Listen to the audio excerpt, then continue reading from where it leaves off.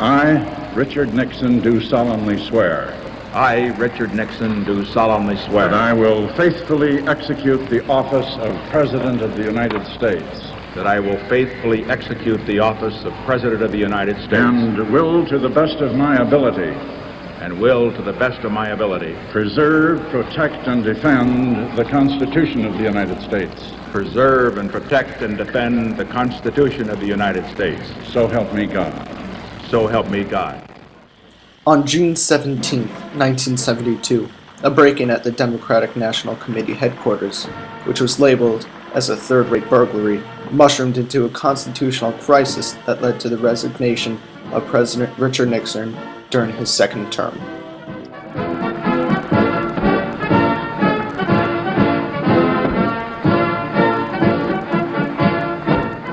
Watergate, by definition, was an event that took place back in 1972. It was housed the Democratic National Committee, and there was a break-in at the Watergate by a bunch of burglars who were then found out to have been connected to the President Nixon's re-election committee. 5 men were arrested at DNC's headquarters at the Watergate Office Hotel apartment complex in Washington. The men were at DNC headquarters to photograph key documents and to install eavesdropping equipment. The events of Watergate led to Congress to enact legalization on ethics in government, foreign intelligence surveillance, campaign reform, privacy, ownership of presidential records, the establishment of National Archives as an independent agency, journalism, and most importantly, politics by making people more cynical of government. What was best for the nation.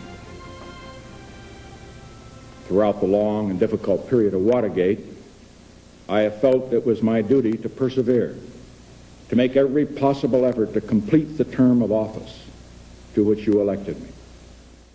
Well, it affected politics then in the fact that Congress got together and said, enough. We do not believe what you are doing. We think it needs to stop. We are going to investigate you, and we are no longer going to sit by and allow you as the president to abuse the rights of your office. So maybe actually in the end your question is correct. It did certainly open up the whole notion of the abuse of presidential power. So I guess it did change. It began to change politics and policies and how we look at the president now. I mean, since Watergate, the whole notion of how we look at the president has changed drastically and radically.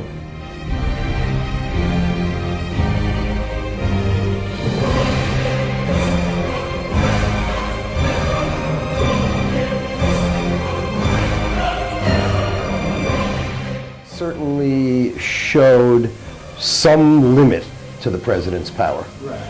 And I think that, the president attempted to use the argument of executive privilege. It was the first time that executive privilege came into our lexicon. And he didn't do it successfully. But it hasn't stopped presidents from attempting, including right up to Obama, from attempting to invoke executive privilege to protect themselves from what really is, embarrassment sometimes. When we really have a right to know. So the press has an obligation as much today as it ever did to try to push for openness. Bob Woodward and Carl Bernstein were the 2 reporters who uncovered the Watergate scandal. So it's interesting how Watergate became a symbol of these 2 young reporters, and the idea that a high school dropout and some relatively new journalist can go as far as they did in terms of having a voice for the people. Woodward and Bernstein uncovered a system of political dirty tricks and crimes that led to the indictments of 40 White House and administration officials, all leading up to President Richard Nixon. What they uncovered caused people to feel more cynical towards government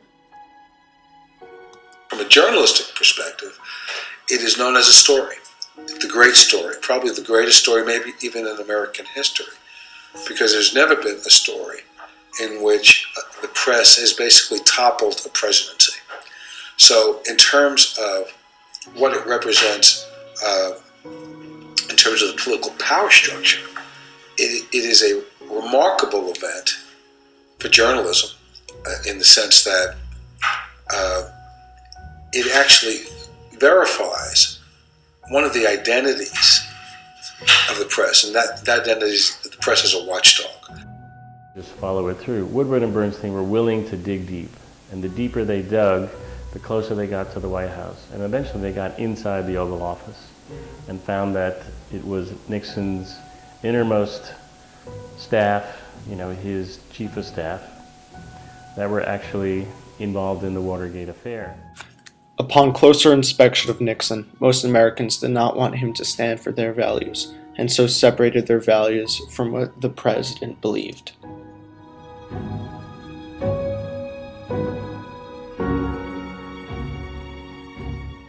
There were a lot of laws that were passed after Watergate that spoke directly to presidential abuse of power, to the special prosecutor, to campaign finance and illegal contributions to candidates.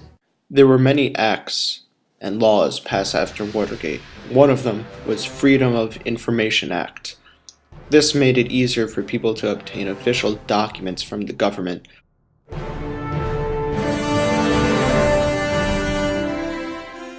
These various laws didn't make people trust government any more than after the Watergate scandal.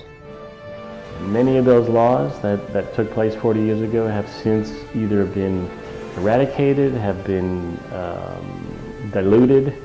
The whole notion of campaign contributions was wiped off the map by the Supreme Court Citizens United case. So what Watergate brought out, and then what the laws that tried to change what caused Watergate have since, in some cases, been changed again. The Watergate scandal has caused people to question what the government is hiding, but by its nature, it is secret. Never profited from public service. I've earned every cent. And in all of my years of public life, I have never obstructed justice. And I think, too, that I can say that in my years of public life, that I welcome this kind of examination, because people have got to know whether or not their president is a crook. Well, I'm not a crook. I've earned everything I've got.